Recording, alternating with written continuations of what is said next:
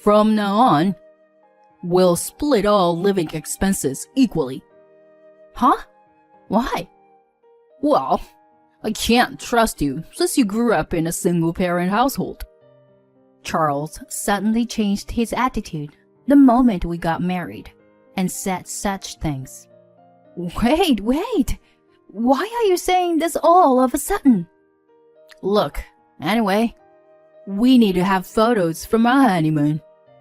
We went on our honeymoon as a fake couple. Why do we need to take pictures together? That's right. Then I came up with a plan. If you insist on having photos, then I have a condition too. My husband turned pale after hearing my statement. Don't joke around like that. My name is Lynn, a 29-year-old office worker. I'm currently in a relationship with someone.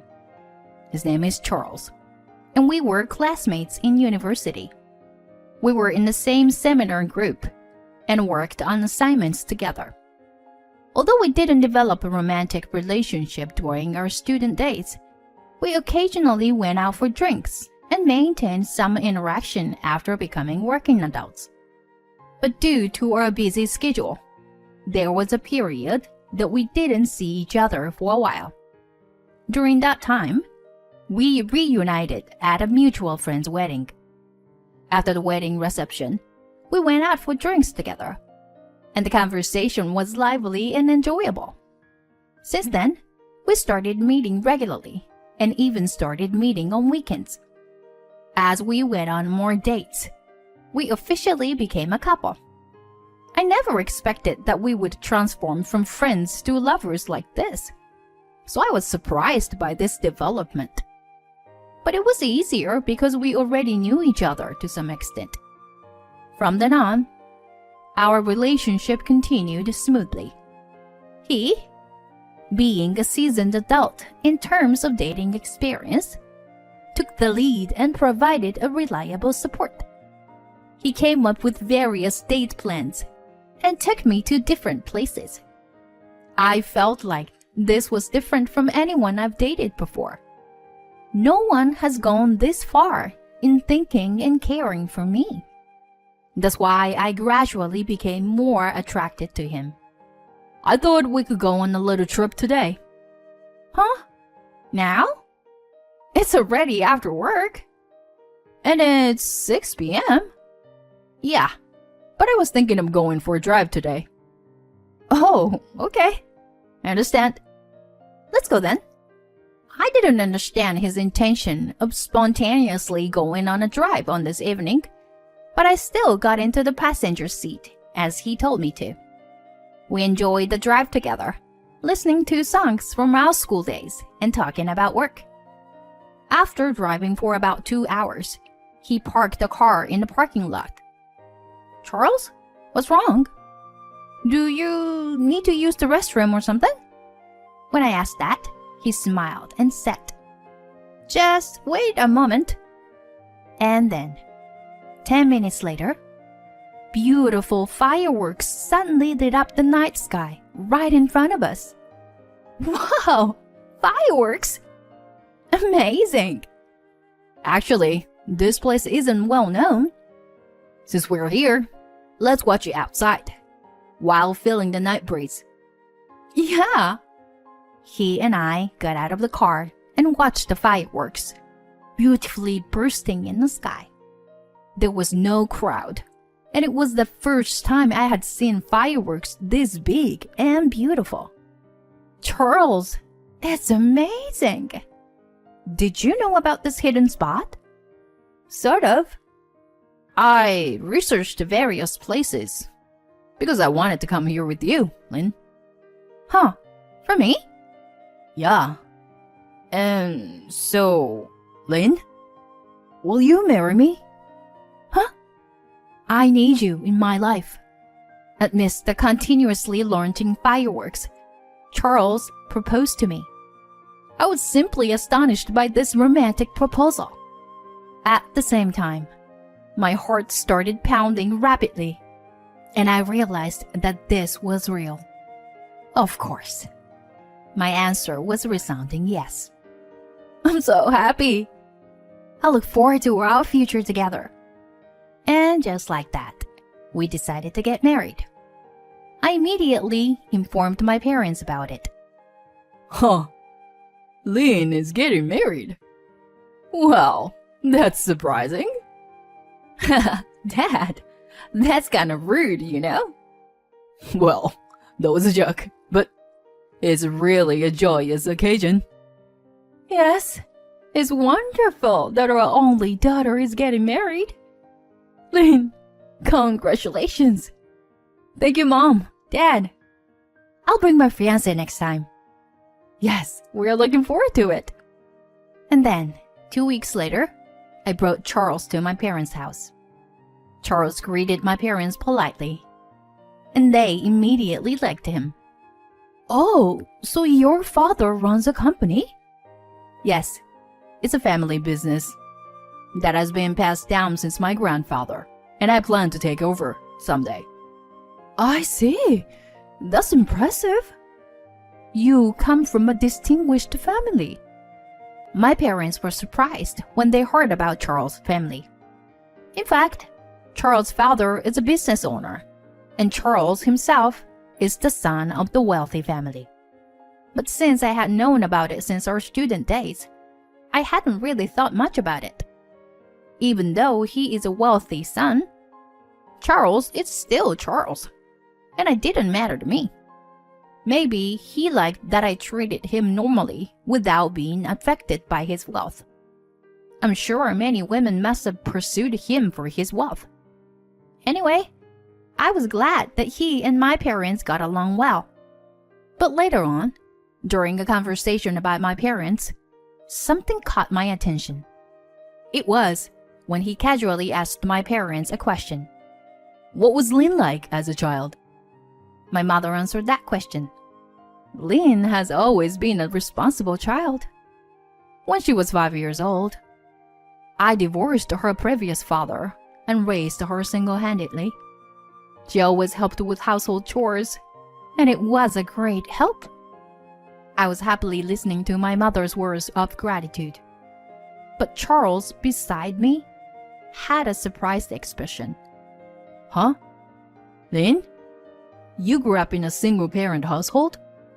Yeah, I guess I didn't mention it before. My current father became part of the family when my mom remarried while I was in high school. I wish you told me such an important thing earlier. Oh, I'm sorry. He had a slightly displeased look, and an awkward atmosphere filled the air. But I treat Lynn as if she were my own biological daughter. She also accepts me as her father. So, it's not much different from a normal family. My father's efforts to mediate seemed to calm Charles down a bit. However, I was slightly surprised by his attitude. Could there be some problem with the fact that I grew up in a single-parent household?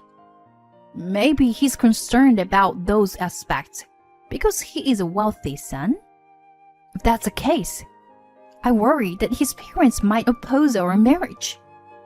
With those concerns in mind, I went to his parents' place to introduce myself and pay my respects. Nice to meet you. My name is Lynn. Nice to meet you too.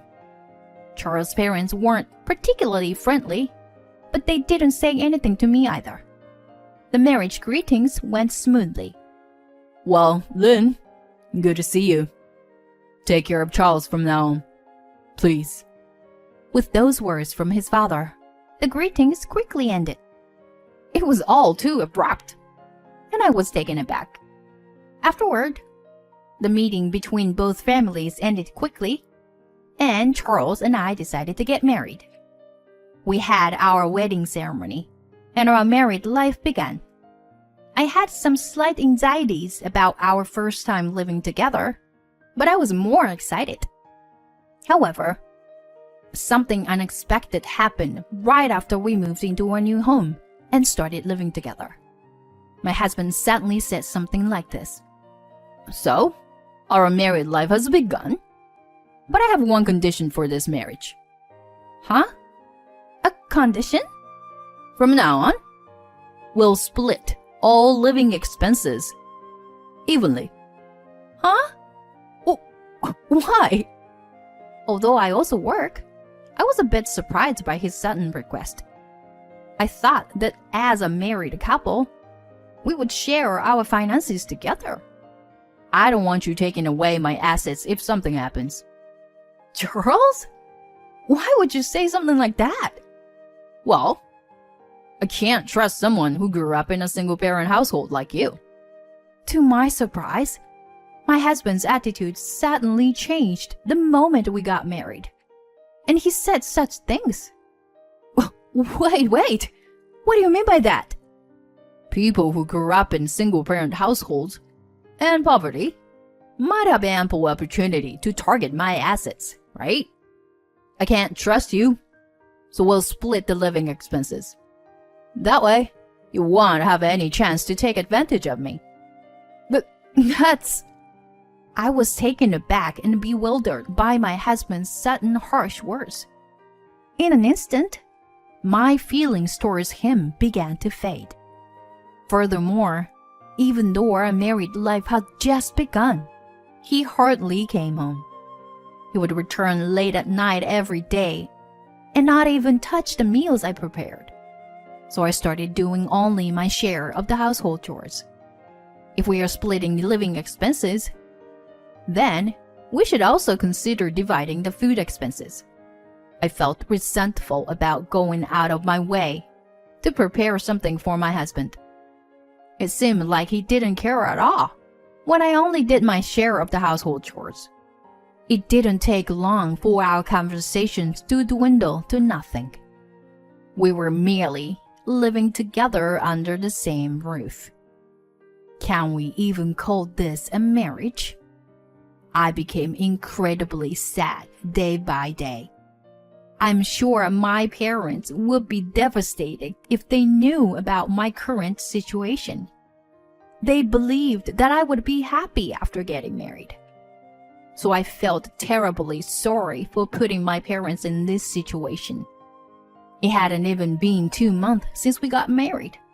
And yet, why did we end up in such a cold and distant relationship?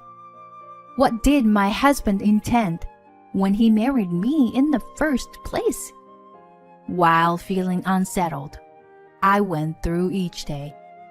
I focused on my work and tried not to think about my husband. But then, one day, out of the blue, my husband mentioned going on honeymoon. Huh? What's with the sudden decision? You're treating me like a stranger. So what's the point? As I muttered to myself, my husband spoke. Going on a honeymoon is just a formality.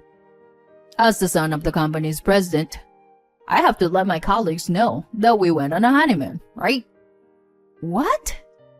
What's that about? Just worrying about what people think? Shut up. As the next CEO, I have to consider many things. Well, it might be bothersome for you, who's just after my assets, right? Provoking me like that, my husband continued. Fine, I'll go. But you'll cover the expenses. Huh? Why? Why? Because I'm not interested. That's why. Since you were dragging me there against my will, at least cover the costs. Huh. Fine. I guess I have no choice. And so, I ended up going on a honeymoon with my husband, completely unenthusiastic about it. Our destination was Tuscany. A trip abroad with my husband should have been enjoyable, especially since it was our honeymoon. No, as expected, the trip was not enjoyable at all. The plane ride, in particular, was truly agonizing. I wish we had separate seats instead of sitting next to each other. And finally, we arrived in Tuscany. Well, I'll do things on my own. Yeah, sure, whatever. I wanted to get away from my husband as soon as possible, so I went to the places I had researched on my own. and for about half a day, I enjoyed sightseeing alone. I was having a somewhat enjoyable time, so I was calmly sitting at a cafe when suddenly my husband walked in. Wait, what? What's going on? My husband sat right across from me without any warning. From now on, we'll be doing everything together. Why? What's the reason? We need to have photos of our honeymoon. Otherwise, our employees might get suspicious. I was annoyed by my husband, who was interrupting my alone time for such a stupid reason. At that moment, I came up with an idea. If that's the case, I have a condition. What? What condition? I want you to cover all our living expenses. Huh? Because we're a married couple, right? Then I want you to fulfill your role as the son of the company's president and cover all our living expenses. If you don't, I'll tell your employees that we are splitting the living expenses. Upon hearing my words, my husband turned pale. What? Don't screw with me. If it's known that I am doing something so stingy, my reputation will suffer. Huh. So you do realize you were being stingy. Well then, from now on, you will cover all our living expenses. Otherwise, we won't take any photos together. And I will spill everything. Damn it. How did it come to this? Charles looked very frustrated. I thought to myself that I had won, and I smiled widely in the photos. Afterward, we checked into the hotel. For some reason, my husband had booked a room together. Why aren't we in separate rooms? Because it's a honeymoon trip for a married couple. If we had separate rooms, the hotel staff would find it strange. Don't you think? Also, my father and the others have been urging us to have a child soon. Wait a minute. A child? We have such a cold and distant relationship. And you want to have a child? Well, as long as we secure a successor, it doesn't matter who the partner is. You're truly despicable. Can't be helped. You married me, so just give it up. Don't you dare think of me as an easy woman. If you try anything, I'll call the police right away. Huh?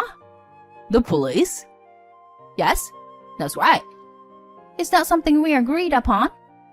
You'll end up being arrested as a criminal away from home. Stop messing around.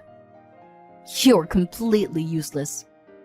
I thought if I praised you enough, we could get married, have a child, and create a formal family. You. How could you? Unable to find the words to respond to my husband's abusive remark, I fell silent. What? Are you disappointed now? That's right. I will inherit the position of the company president and live comfortably. If I do things that please my father, I can become the president sooner. So I thought I would let him have grandchildren as soon as possible. He's a complete scambag. He should be evaluated and become the president based on his work abilities. I sighed deeply, in utter disbelief.